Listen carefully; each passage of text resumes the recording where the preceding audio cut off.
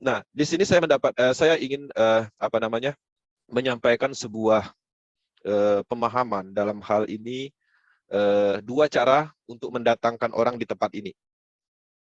Jadi anggaplah kisah ini kita mempunyai sebuah lahan, kemudian di lahan kita itu ada air terjun. Ini sangat menarik air terjunnya. Dan ini ada di lahan kita. Airnya biru, ya, ikannya banyak kelihatan muncul.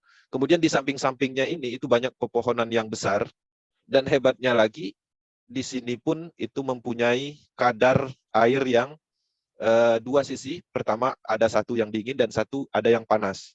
Nah, permasalahannya sekarang bagaimana caranya agar orang datang ke sini. Nah, di sini ada dua cara. Pertama, kita mengajak, mencari orang. Kita akan hubungi teman-teman sekolah kita akan hubungi mungkin tetangga kita untuk datang ke lahan kita ini yang ada air terjunnya, yang menurut kita ini berpotensi untuk dijadikan tempat wisata. Tapi permasalahan muncul, orang-orang, teman-teman sekolah yang tadi kita ajak, mereka nggak punya waktu untuk datang ke sini. Bahkan ada beberapa orang itu tidak menyukai air terjun.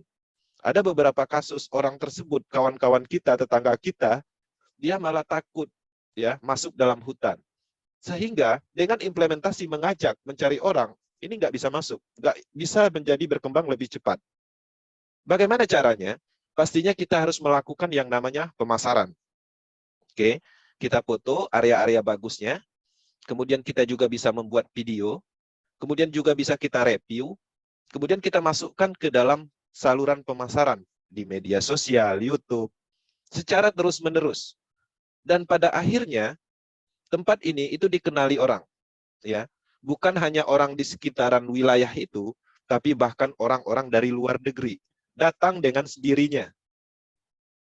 Ya, orang-orang akan datang dengan sendirinya dan pada akhirnya di wilayah tersebut ramai dan membuat efek positif ya, menjadi perekonomian di daerah sana maju.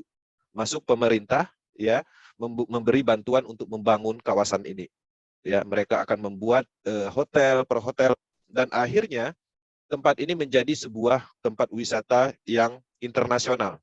Banyak bule yang datang dan berkembang, wilayah desa tersebut jadi maju. Karena apa? Karena pemasaran. Teman-teman coba bayangkan dengan pola mengajak orang dan mencari orang, mungkin yang datang itu adalah orang perkampungan sana aja. Nah, jadi itu harus dipahami, kekuatan dari pemasaran.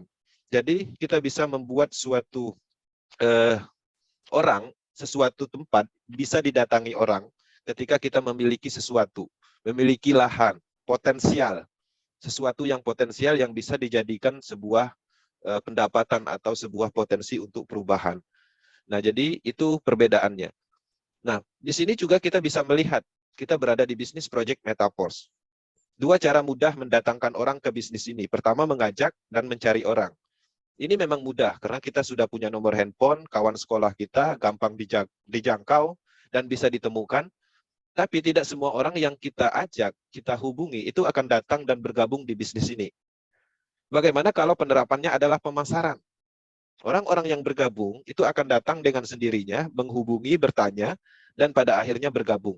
Itulah yang terjadi sampai saat ini. Pembuktiannya apa? 200 lebih mitra langsung Power Team, itu tidak satu orang pun yang kita tawarkan. Tidak satu orang pun yang kita telepon untuk mereka bergabung di proyek ini. Oke, nah jadi kekuatan dari pemasaran itu sendiri ketika teman-teman menjalankan, itu cukup mudah dilakukan dan efektivitasnya luar biasa. Oke,